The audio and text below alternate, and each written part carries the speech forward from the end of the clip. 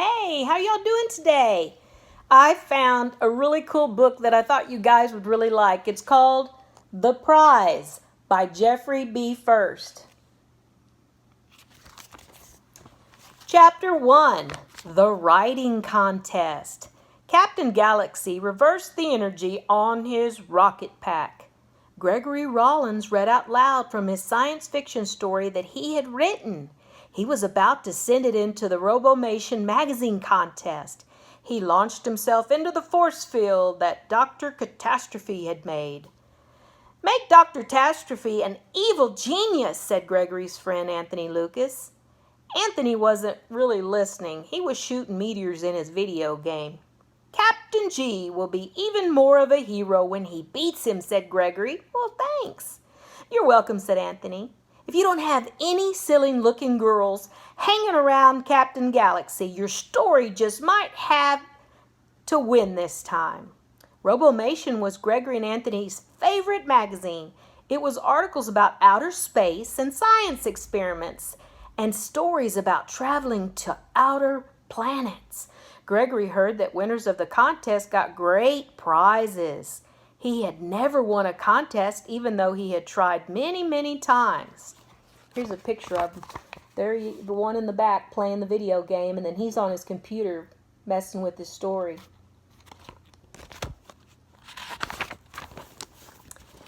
"Gregory Anthony," Gregory's mother called him. "Yes, Mom," he answered her call. "You should go outside," she called out. "Kids are playing basketball across the street." Gregory knew his mother was talking about Jordan Barris and the cool kids. Gregory also knew they would tease him like they always did. "Okay, Mom," Gregory said sadly.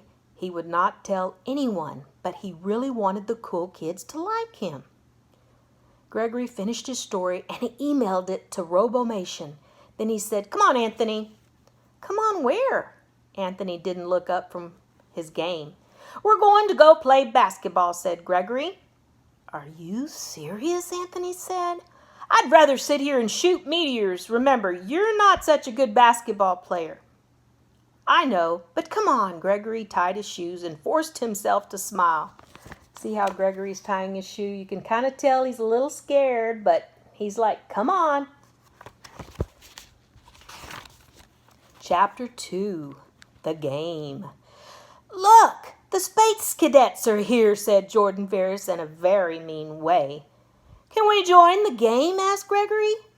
"When did they start playing basketball on Planet Nerd?" asked June Wilkinson. She was nice, except when she was around Jordan, she wasn't so much. June was another reason he had agreed to play basketball with Jordan and his friends, but Gregory was not telling anyone that. "I've been practicing," said Gregory. Anthony looked surprised. Jordan looked at June and he just laughed. "Yeah, right." Gregory had been practicing, but it was only a basketball video game. But he didn't say anything. "We'll play until one of us has 7 points," said Jordan. "I'll bounce the ball only with my left hand. You can meet him with your eyes closed." "You can beat him with your eyes closed," said Mookie, Jordan's friend. "All right, to make it fair," added Jordan, "I'll give you 5 points. Okay, Space Cadet?" Said Gregory. He wished Captain Galaxy were there. Captain Galaxy would have said something right back to him. And there he is, getting ready to play. Gregory got the ball first. That was the last time he touched it, except the time Jordan bounced it off Gregory's chest. Jordan bounced the ball down the court and shot the first basket. Within 5 minutes, he had already won the game. "Have you had enough?" he asked. Gregory had had enough. He was sure his face showed it. He was too embarrassed to say anything. Jordan laughed until June shouted, "Stop!" Gregory was glad that she cared. Gregory staggered home feeling very ashamed. For the next week, he stayed in his room and he didn't want to see anyone. And here's a picture of him where they were making fun of him. He felt really sad. It doesn't feel good when people make fun of you, does it? It's just not nice. In math class on Friday, June talked to Gregory about the game. "I think you were really brave to play against Jordan," June said. And she smiled, too. Gregory felt just a little better. Then she offered to give him basketball lessons. Basketball lessons from a girl that he liked? That would be too embarrassing. When Gregory got home, he saw there was an email from Robomation magazine. His story had won the magazine contest. He won a robot that looked like him. Gregory had to send a photo of himself to get his prize. He thought he would get a toy robot with a head that rotated. He was supposed to write down what he wanted the robot to do. Gregory wrote that he wanted the robot to be smart and be great at sports. Chapter 3. The prize. A week later, the doorbell rang at Gregory's house. Gregory opened the door. He thought he was looking in a mirror. Standing in front of Gregory was someone that looked exactly like him.